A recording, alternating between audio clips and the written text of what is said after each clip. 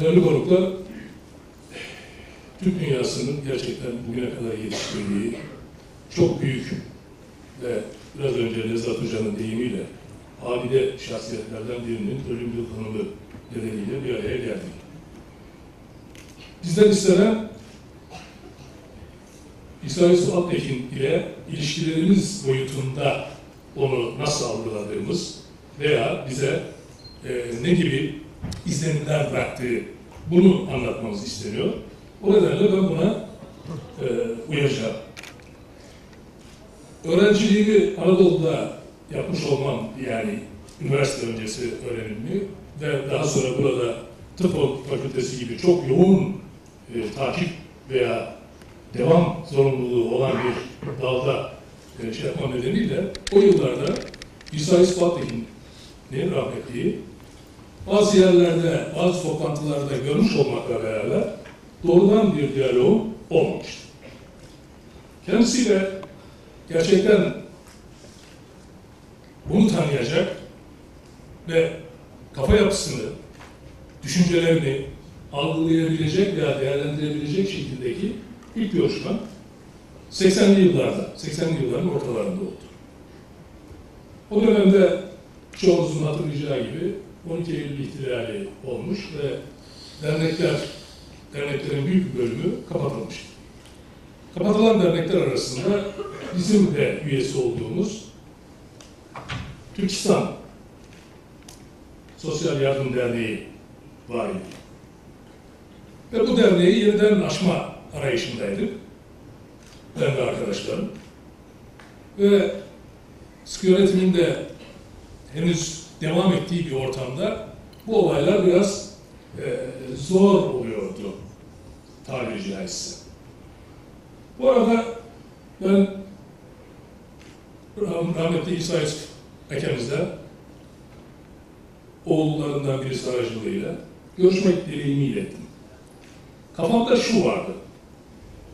Türkiye'deki Türkistan dernekleri, bizim kuracağımız dernek de dahil olmak üzere, bir çatı altında bir Türkistan Dernekleri Federasyonu veya benzeri bir çatı altında ortak hareket ederse biz bu davayı daha iyi tırmandırabilir, daha iyi halk tarafından ve toplum tarafından daha iyi algılanabilir olacağını düşünüyordum. Bu görüşümü kendisiyle değerlendirmek ve mümkünse onun da başkanı olduğu, gerçi o tarihlerde geçirdiği kaza nedeniyle görme yetisini hayli kaybetmiş durumdaydı ve dolayısıyla dernek faaliyetlerinden de biraz uzaklaşmış durumdaydı ama sonuçta sadece o konumu bile bizim çok önümüzde olacağı için onun görüşleri önemliydi. Her nehalse sözü uzatmayalım.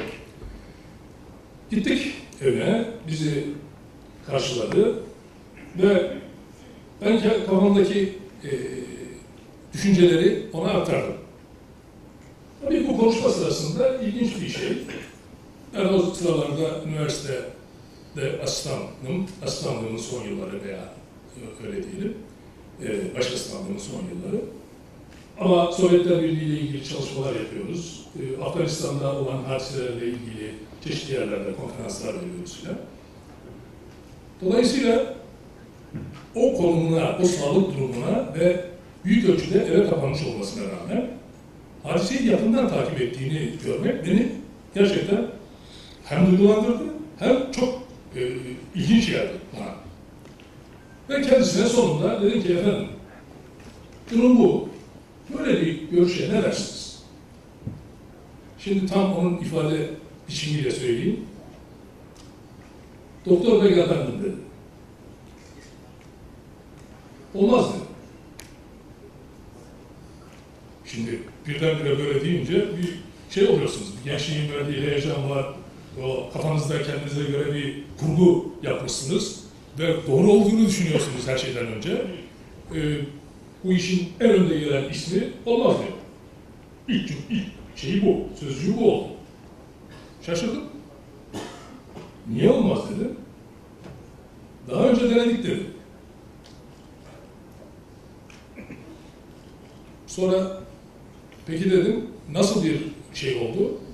1960'larda dedi, biz Doğu Türkistan temsilcileri olarak ben ve rahmetli Mehmet Emin Buğra ve Batı Türkistan demeliyim şimdi kolay anlaşılsın diye ama onlar hep Batı Türkistan temsilcileri hep kendilerini Türkistan diye Doğu veya Batı ayrımı belirtmeksizin lanse etmişlerdir.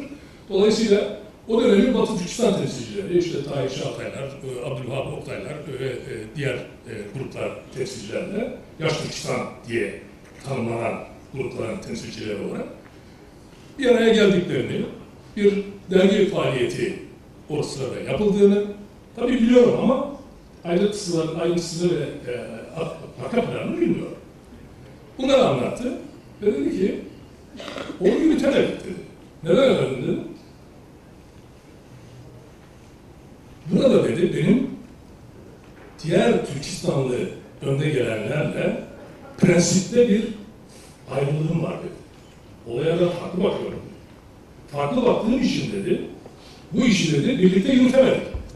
Neydi o farklılık dedim.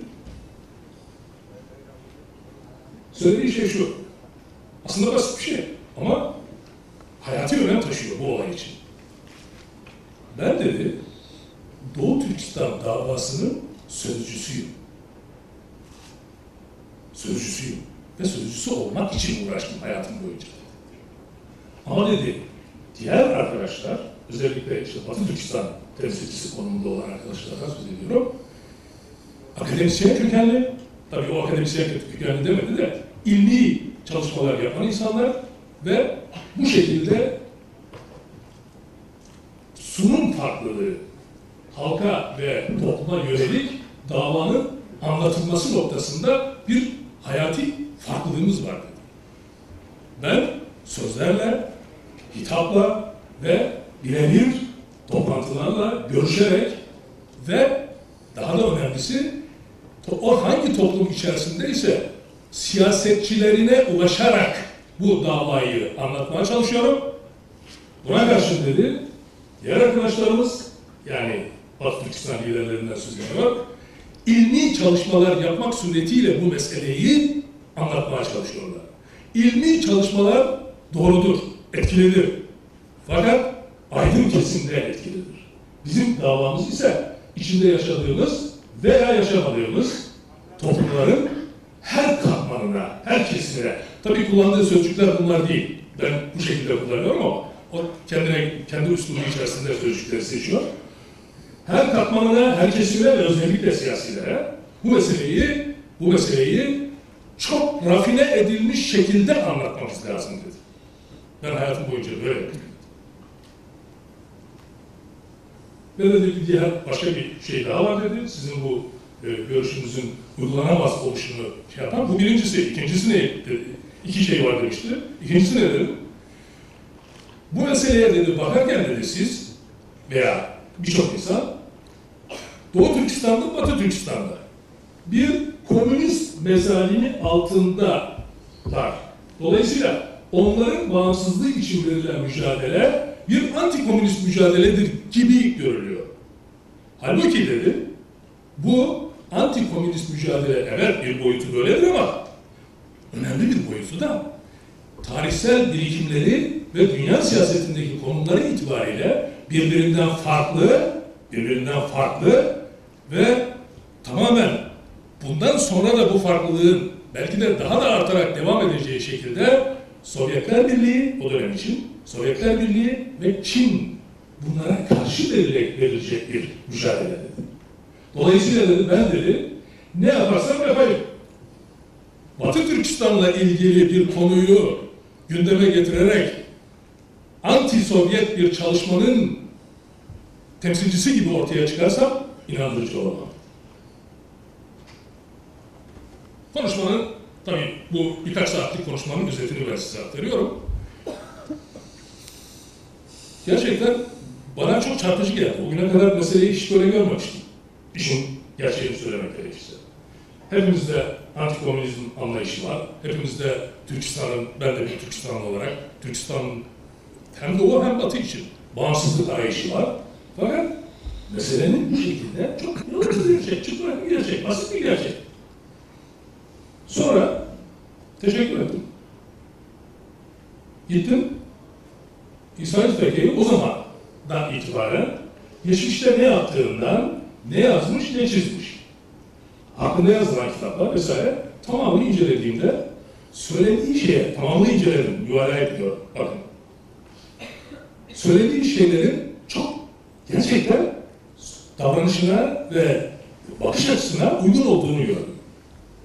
Defalarca burada Vakıf Başkanı hanımefendi de söyledi. 30 civarında ülkeye defalarca ziyaret yapmış. Yaptığı ziyaretlerde siyasilerle görüşmelerinde bilimsel, ilmi çalışmaları dayanan bir şey yok. Ne var? Mesaj var. Bir mesaj var. Bir gerçeklik, bir anlayış. Bu anlayışı anlatıyor. Anlayışının da 3 tane dayanağı var. Bu dayanağı da Erkin Alptekin daha sonra bir şeyinde yazmış. O gün kısmen ifade etmiş idi. Bir Türk olarak Türklüğü savunuyor ve anlatıyor. Bir Müslüman olarak İslam'ı anlatıyor ve savunuyor. Doğu Türkistan İslam'ını, Doğu Türkistan Türklüğünü. Ve bir insan olarak da Doğu Türkistan'daki insan hakları ihlallerini ve bunları anlatıyor. Böyle bir üçlü hayat. Bundan hiç sapmamış. Bir şey daha yapmış, ilginç. Bunu da o tarihlerde gözlemiştim. İlk defa burada sizinle paylaşıyorum. Bütün toplantılara çapa ve dokuyla gidiyor. Şimdi bu iki şeyi gösteriyor. İki şeyi. Görsel mesaj. Görsel mesaj. Bir kere o gittiği, konuşma yaptığı yerlerde hemen dikkati çekiyor. Bir, bu adam kimdir sorusunu sorduruyor. Ardından halkla ilişkiler. Bugün 21. yüzyılda en çok üzerinde durulan şirketlerin vesairenin, devletlerin, milletlerin uğraştığı şey halkla ilişkiler. Bunu basite indirgemiş. Gayet uygulaması bu. Çapanla gidiyor. Gözü görmediği dönemde de aynı. Başında şey var. Belinde sargısı var ve cümleler basit. Cümleler basit. Öyle çok derin ilmi şeyler falan yok. Biraz önce söylediğimiz mesaj veriyor. Doğu Türkistan köleleştirilmek isteniyor, asimile ediliyor, halkı eziliyor, insan hakları ihlalleri var, dini açıdan sorunlar var, Türklük açısından, milliyet açısından sorunlar var. Bu kadar. Bunu o konuşmadan sonra yaptığım incelemede gördüm.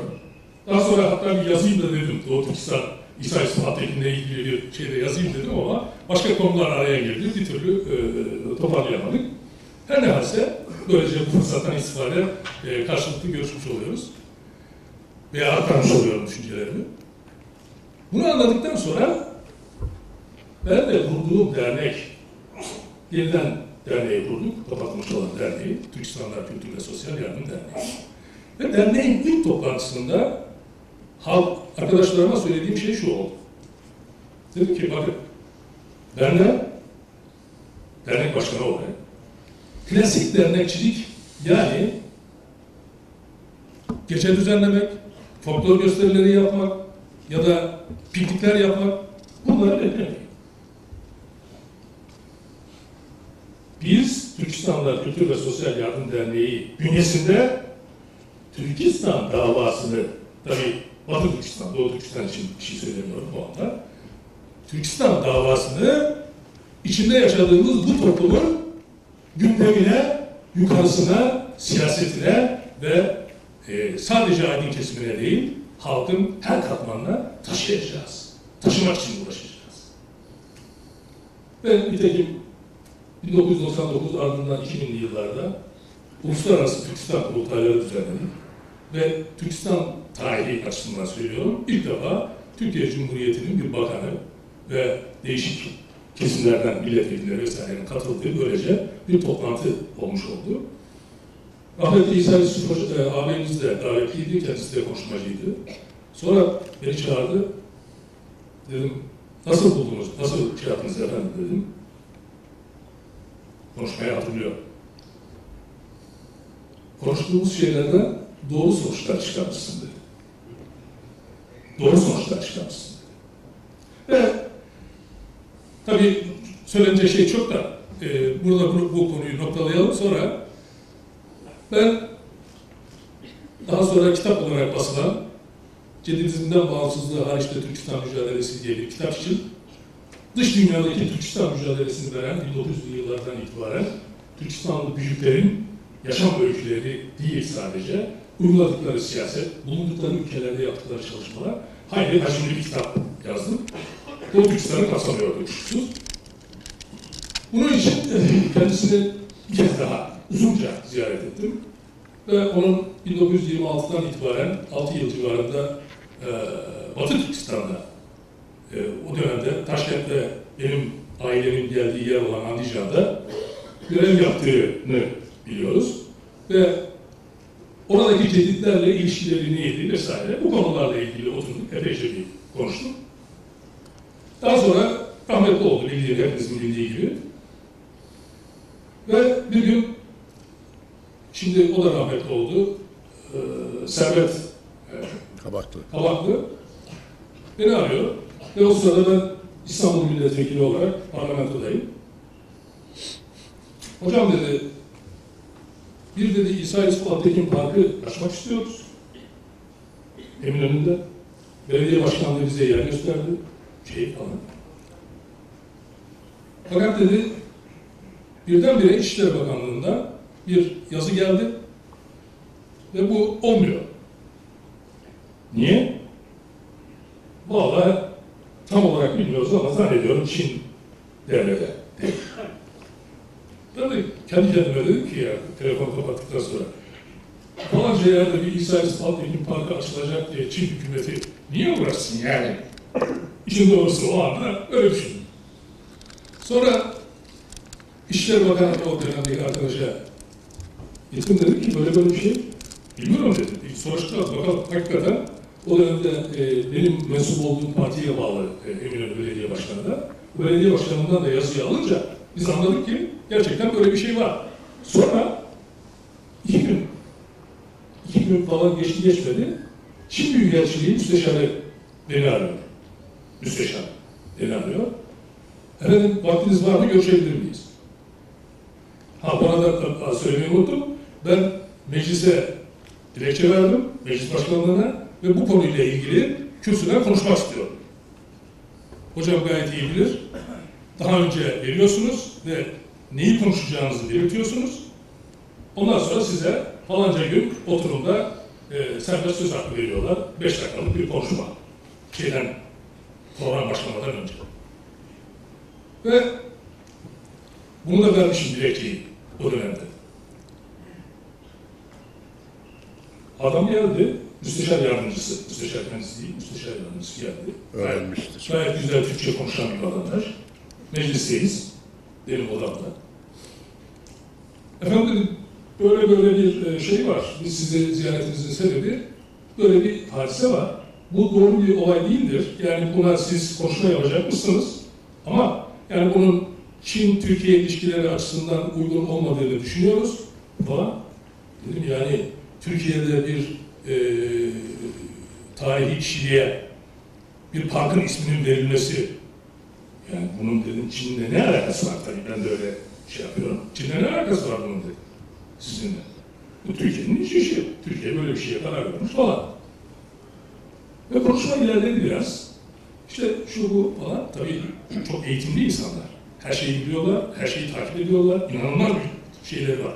Daha sonraki yıllarda daha yakından anladım. Konuşma sonuçta ben dedim ki yani konuşmayı yapacağım. Ve nitekim mecliste milletvekili olduktan sonra ilk kürsüden yemin dışındaki ilk konuşma İsa Yusuf Altekin Parkı ile ilgili oldu. Belki bazı arkadaşlarımız hatırlayacaklar. Ve o zaman anladım ki İsa Yusuf Altekin, Çin hükümeti açısından, Çin devleti açısından her hareketi yakından takip edilen, kendisi hayatta olmasa bile kendisiyle ilgili yapılacak her şeyin yakından takip edildiği çok ciddi ve büyük bir düşman olarak algılanmakta. İsa Yusuf hayatı boyunca yaptığı çalışmalarla bu noktaya işi getirmiş. Şimdi değerli arkadaşlar, tarihçilerin bir tartışma konusu vardır. Tabii son dönem tarihçileri açısından söylüyorum. Tarihi liderler mi yapar, yoksa liderlerin içinden çıktığı toplumlar mı yaparlar? Sosyal tarih vesaire adı altında. Kuşkusuz siyah beyaz değil bu. İkisi de bu işe katkı sağlıyor. Gerçekten bir liderin ortaya çıkabilmesi için o toplumda tarihsel açıdan onu ortaya çıkaracak uygun koşulların oluşması lazım. Bir lider durup dururken pat diye ortaya çıkmaz. Mesela 1914'ten itibaren diyelim veya 1908'lerden, 7'lerden, Trablusgarp'tan itibaren diyelim, Mustafa Kemal Atatürk'ü ortaya çıkaran koşullar olmasaydı Mustafa Kemal Atatürk'ün Kurtuluş Savaşı ve ardından gelen Genç Türkiye Cumhuriyeti sürecini görmemiş olacaktı. Aynı Mustafa Kemal Atatürk'ü 50 yıl öncesine çekip diyelim ki 93 Harbi diye tanımlanan 1877-78 Türk-Rus Harbi dönemine götürürseniz bir Mustafa Kemal Atatürk'ün ortaya çıkmayacağını görürsünüz. Demek istediğim şey şu basitçe. Toplumsal koşullar gerekli ama bu toplumsal koşulları en uygun biçimde modele ederek geleceğe taşıyacak insanlar, işte lider dediğimiz adamlar da burada. Doğu Türkistan'ın tarihsel koşulları içerisinde onu 2000'lere, küresel dünyaya, küresel problemlerin çok kutuplu, iki bloklu dünya modelinden çok kutuplu modele doğru kaydığı bir dönemde buraya getiren, taşıyan insan İsa Yusuf Altekin'in 80'li yılların ortalarında bana söylediği gibi Doğu Türkistan'ın sözcüsü İsa Yusuf Altekin'in çalışmaları olmuştur.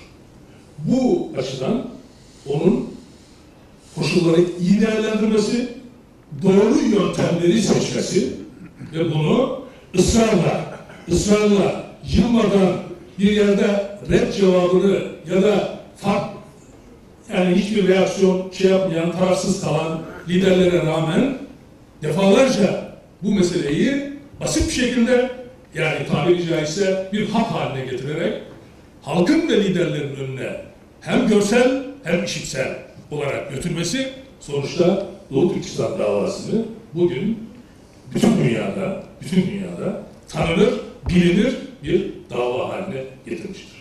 Kendisine teşekkür borçluyuz. Sadece tabii biz değil ama özellikle Doğu Türkistan davasını sürdürmekte olan, geleceğe taşımakta olan, geliştirmekte olan ve bunun için çaba harcayan bütün arkadaşlarımız İsa Yusuf Altekin'e bu nedenle sonsuz minnet ve şükran duygularını devam ettirmelidirler. Bu şekilde toplantılarla onun anısını, onun hatırasını ve mirasını canlı tutmalıdırlar ve bugün bunlardan birinin içerisinde olmaktan gerçekten keyif alıyorum. Sonuç, İsa Yusuf Altekin eşittir Doğu Türkistan. Hepinize saygılar sunuyorum.